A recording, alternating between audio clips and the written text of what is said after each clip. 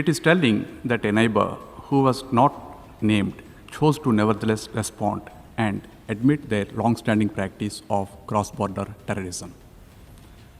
Pakistan's reputation speaks for itself. Its fingerprints are so visible in terrorism across so many geographies. It's a menace not only to its neighbors but to the entire world. No arguments or untruths can ever whitewash the crimes of terroristan. United Nations general assembly में भारत के विदेश मंत्री S Jaishankar ने बिना नाम लिए पाकिस्तान को जमकर लताड़ लगाई। उन्होंने उस मंच से आतंकवाद को पोषित करने में पाकिस्तान की भूमिका, पहलगाम हमला और टेरर फंडिंग को लेकर पड़ोसी देश की जमकर आलोचना की। विदेश मंत्री जयशंकर की तीखी आलोचना से पाकिस्तान काफी तिलमिलाया हुआ है और विदेश मंत्री के इस बयान के बाद पाकिस्तानी प्रतिनिधि ने अपने उत्तर देने के अधिकार का इस्तेमाल करते हुए भारत पर आतंकवाद के बारे में दुर्भावनापूर्ण आरोपों के साथ पाकिस्तान को बदनाम करने की कोशिश का आरोप लगाया। हालांकि जयशंकर ने आतंकवाद के संकट के बारे में बात करते हुए अपने संबोधन में पाकिस्तान का नाम नहीं लिया था, लेकिन पाकिस्तान अपनी हकीकत जानता है। उसकी ये बौखलाहट इसीलिए सामने आई और अब जवाब में भारत की तरफ से भी भारत के स्थायी मिशन में सेकंड सेक्रेटरी रिंताला श्रीनिवास ने पाकिस्तान को जमकर रगड़ा। उन्होंने कहा, पाकिस्तान की प्रतिष्ठा अपने आप में सब कुछ बयां करती है। आतंकवाद में उसकी छाप कई भौगोलिक क्षेत्रों में साफ दिखाई देती है। ये न सिर्फ अपने पड़ोसियों के लिए बल्कि पूरी दुनिया के लिए खतरा है। भारतीय प्रतिनिधि ने भारत के जवाब देने के अधिकार का प्रयोग करते हुए कहा, कोई भी तर्क या झूठ कभी भी आतंकवादियों के अपराधों को छुपा नहीं सकता है। I thank you, Mr. President. It is telling that a neighbor who was not named chose to nevertheless respond and admit their long-standing practice of cross-border terrorism. Pakistan's reputation speaks for itself.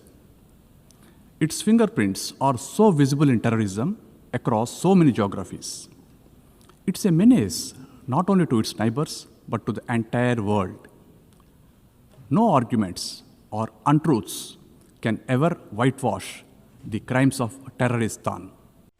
Bharat के इस पलटवार के बाद पाकिस्तानी प्रतिनिधि ने फिर जवाब देने के लिए मंच संभाला, लेकिन जब पाकिस्तानी प्रतिनिधि बोल रहे थे तब श्रीनिवास हॉल से बाहर चले गए। पाकिस्तान की इस बौखलाहट से साफ समझ आ रहा था कि वो भारत द्वारा उसके पाले आतंकियों को बेनकाब किए जाने से बिल्कुल असहज महसूस कर रहा है। दरअसल एक दिन पहले ही विदेश मंत्री जयशंकर ने अपने संबोधन में अंतर्राष्ट्रीय समुदाय से उन देशों की साफ तौर पर निंदा करने का आग्रह किया था जो खुले तौर पर आतंकवाद को स्टेट पॉलिसी मानकर चलते हैं, जहां बड़े पैमाने पर टेरर सेंटर चलाए जाते हैं और आतंकवादियों का सार्वजनिक रूप से महिमा मंडन किया जाता है।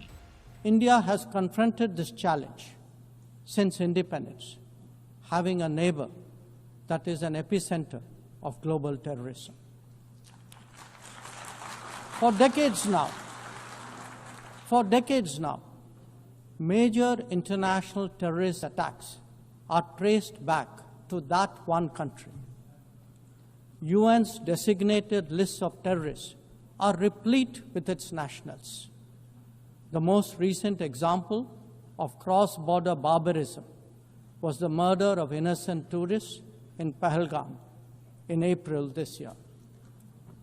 India exercised its right to defend its people against terrorism and brought its organizers and perpetrators to justice. Because terrorism is a shared threat, Madam President, विदेश मंत्री ने पाकिस्तान का नाम तो नहीं लिया था, लेकिन पाकिस्तान भली भांति समझ रहा था कि ये उसके पाले आतंकियों की ही बात हो रही है। पाकिस्तान की बौखलाहट पर आपका क्या कुछ कहना है? अपनी राय जरूर दें। Bureau report, Bharat.